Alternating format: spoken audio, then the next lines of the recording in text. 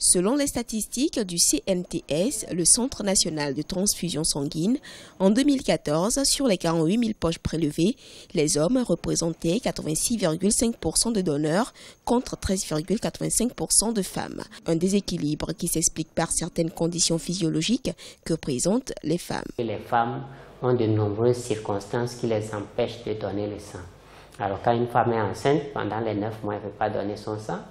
Quand elle accouche, elle doit allaiter le bébé. Si ça va prendre 2 ans, vous voyez que même si elle est un donneur régulier, il y aura une pause de 3 ans à chaque fois qu'elle tombe enceinte.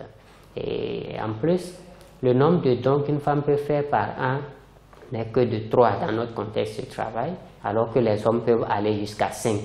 Des précautions sanitaires sont prises par le CNTS afin de s'assurer de la bonne qualité et de la fiabilité des dons de sang.